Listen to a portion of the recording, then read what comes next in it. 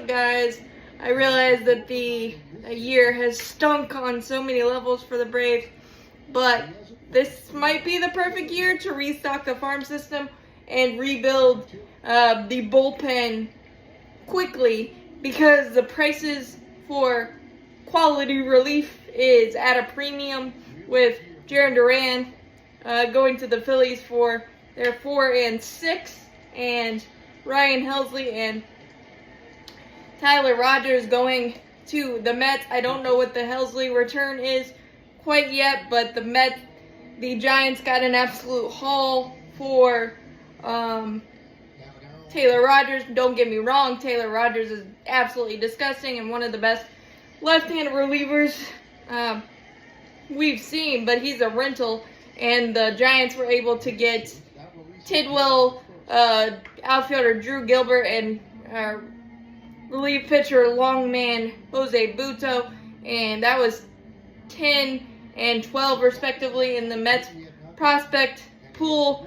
And pending the Helsley deal, that's going to hurt their farm system, but they're both going for it, so that's going to hurt my heart to watch the Braves offense have to deal with those two guys, and especially Duran being under control till 2028. But the Phillies had to give up Mick Abel and Tatis, a number 4 and number 6, a left-handed catcher DH at only 18 years old, was probably the big prize.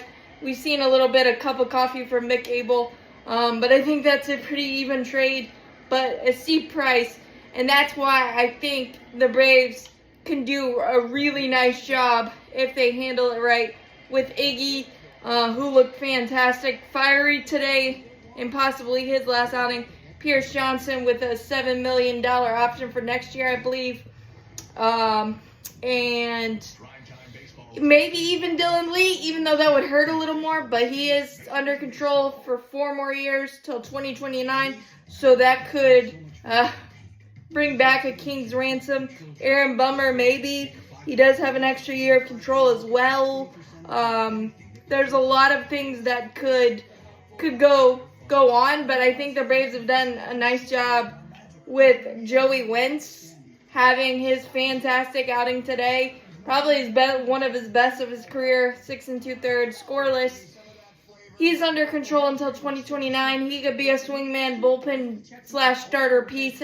We've used him. We've obviously stretched him out to be a full starter to get us through the end of this year. But Dane Dunning, in his sparing work, has shown some nice things. Has an option for next year as a swingman, possible bullpen piece as well. And then today we acquired Tyler Kinley from the Rockies for right-handed pitcher Austin Smith. And honestly, I've never heard of him. He was an 18th round draft pick for the Braves in 2021. Had a 5.5 ERA in Double-A this year. And no disrespect to him, I just was unaware of him. But Tyler Kinley, obviously, his numbers are rough, 1 3 with a 5.5 ERA with the Rockies, but that's mostly because of Coors Field. He has great road numbers and has a $5 million option for next year. So this could quietly be quickly rebuilding the pen in a very interesting and more versatile way than we've seen this season, which is what we need to rebuild the farm system and the bullpen quickly. And then with the money coming off the books, we'll see what happens this offseason.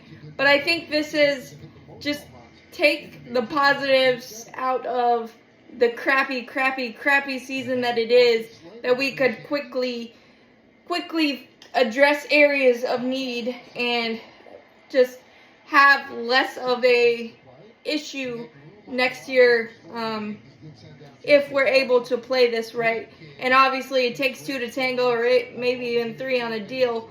But I think Alex Anthopoulos has done a nice job so far, and hopefully we can continue to do that with the seller's market that it seems to be, and obviously it's going to be hurt to watch Ryan Helsley and Duran in the division, especially Duran for the next 3 years. But, it depletes the Phillies and Mets farm systems, so that could help the Braves down the road. And I think, yes, it's a terrible year, but if you take advantage the right way, this could be the only terrible year we have in a while. And I think that's, and I'm hoping that's how it goes. And we have the second best lottery odds as of right now, so that is perfect in terms of how the season is going. So it's kind of, the stars are aligning in that way. So I really appreciate that aspect and that part of it. And I really think that Alex Anthopoulos is thinking of it that way, and we might have found a diamond in the rough in Joey Wentz, Dane Dunning. I'm not sure what the option is on Dane Dunning, the number, so that one could go either way.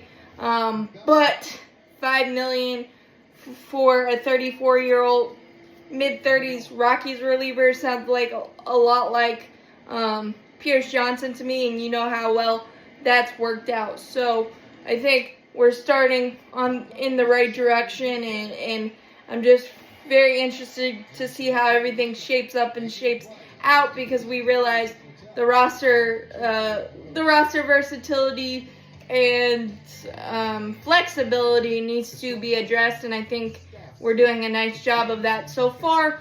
And it sucks to be a seller. It's always fun to add, but the realities are the realities, and if you do it right, this could be only a blip on the radar, and we're back to contending for championships and division titles, and palms are sweating and all that stuff in October, which I fully expect.